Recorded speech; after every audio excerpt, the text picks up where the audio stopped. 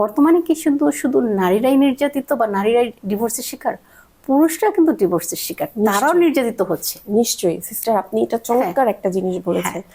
আমি আজকে চেক করে দেখলাম হ্যাঁ, যে হ্যাঁ। আমাদের ঢাকা শহরে প্রত্যেক দিন ডিভোর্স পড়ছে, প্রায় 30 থেকে 40টা ডিভোর্সের আবেদন আসছে, ওয়াও, এত! এবং এর 70 ভাগ হচ্ছে নারী। হুম। এটা সত্য যে এই সমাজ পুরুষ শাসিত, হ্যাঁ, কিন্তু তারপর নারীদের মধ্যে এই যে এত বেশি বেড়ে যাওয়া ডিভোর্সের চাওয়ার জায়গাটা, এটা কিন্তু আমাদেরকে নতুন করে ভাবাচ্ছে। হ্যাঁ, নারীরা আগে অনেক বেশি অবদমিত ছিলেন, হ্যাঁ। এখন নারীরা অর্থনৈতিকভাবে অনেকখানি স্বাবলম্বী। দেখা যাচ্ছে যারাই স্বাবলম্বী তারাই চিন্তা করছেন যে একটা টক্সিক রিলেশন থেকে আমরা বের হয়ে এসে একাই সন্তানকে নিয়ে বেঁচে থাকবো। অনেক সময় দেখা যাচ্ছে যে তাদের কাছে বেটার অপরচুনিটি মনে হতে পারে, যেহেতু সমাজ এই সোশ্যাল মিডিয়ার কারণে আমরা এখন আমাদের সামনে অনেক অনেক মানে অপশনস, সেই অপশনসগুলো বেড়ে যাওয়া। একটা সময় নারীর হাতে এই অপশনসগুলো ছিল না, এখন নারীদের কাছেও প্রচুর অপশনস আছে। কিন্তু আর কি কি কারণ থাকতে পারে যে নারীদের মধ্যে ডিভোর্স দেওয়ার পরিমাণটা এতখানি বেড়ে গেছে? অর্ধেকও না সিস্টার, 70%, অর্ধেকের থেকেও বেশি, অনেক বেশি। হ্যাঁ, আমরা এই কি কারণে নারীদের মধ্যে ডিভোর্সের রেট বেড়ে গেছে এটা আমরা আরেকদিন কথা বলি।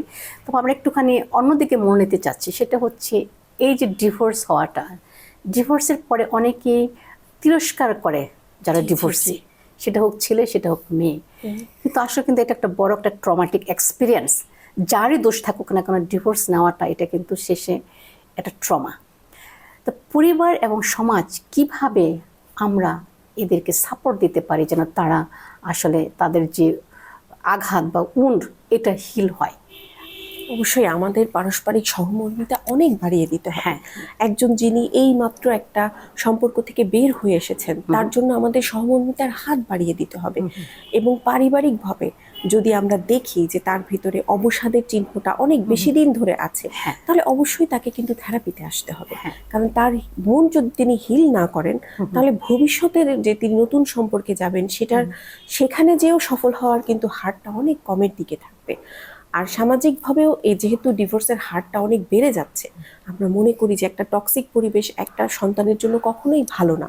সেই জন্য ডিভোর্সকে আমাদের মেনে নিতে হবে যে একটা টক্সিক একটা বিষাক্ত পরিবেশে থাকার থেকে হয়তো ডিভোর্সটা আমাদেরকে সেভ করতে পারে। কিন্তু এই সেভ হতে যে নতুন একটা ট্রমার মধ্যে যেন আমরা পড়ে না যাই, এই জন্য যারাই ডিভোর্সের ভেতর দিয়ে যাচ্ছেন আমাদের সামাজিকভাবে সচেতন হতে হবে, এবং তাদের প্রতি যারা এই একাকিত্বের মধ্যে আছেন তাদের প্রতি আমাদের সহমর্মিতার হাত বাড়িয়ে দিতে হবে। হ্যাঁ, আমিও থেরাপিস্ট হিসাবে আমি এটাই বলি যে আসলে কেউ যখন ডিভোর্স নেয় এটা একটা কষ্টের একটা মুহূর্ত।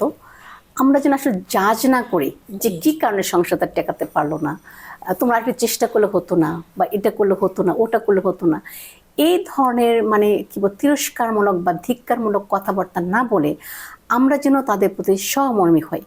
কারণ এই যে আমি একটা কেসের কথা বললাম, আর এরকম হাজার হাজার কেস, সেটা নারী হোক পুরুষ হোক, দুই দিক থেকে, যে তারা যখন ডিভোর্স দেয় তাদের আসলে মানে যথার্থ কারণ থাকে, যখন আর পারছে না।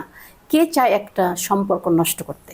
কেউই চায় না। একটা সম্পর্ককে আমরা অনেক যত্ন করি, অনেক দিন ধরে একজনের সাথে ওঠা বসা চলাফেরা, একটা প্রেমের সম্পর্ক থেকে আমরা বিয়ের সম্পর্কে যাচ্ছি। আপনি যে কেসের কথা বললেন তাদের জন্যই আমি বলছি যে তারপরে তারা নিশ্চয়ই দুজনেই চেষ্টা করেছে। হয়তো তিনি অ্যাডিক্টেড, হয়তো তিনি জুয়ার মধ্যে আছেন, তারপরে তিনি কিন্তু ডিভোর্সটা দেননি। ডিভোর্স দিয়েছেন যিনি নারী উনি ডিভোর্সটা দিয়েছিলেন, এবং উনি কিন্তু বলছেন আপনাকে যে আমি অনেক চেষ্টা করছি, আর পারছি না। তো এই আর পারছি না জায়গাটা নিয়েই কিন্তু আমরা একটা সম্পর্ক থেকে বের হয়ে আসি। সেখানে যদি তাকে আমরা নতুন চ্যালেঞ্জ ছুড়ে দিই, আরেকটু কেন চেষ্টা করলে না, এটা একেবারেই ঠিক। এবং দুটো মানুষের ভেতরে কি হচ্ছে এটা কিন্তু দরজার বাইরে থেকে যতক্ষণ না পর্যন্ত তারা আমাদের সামনে এসে তাদের অবস্থাটা খুলে বলছেন আমরা কিন্তু বুঝতে পারি না।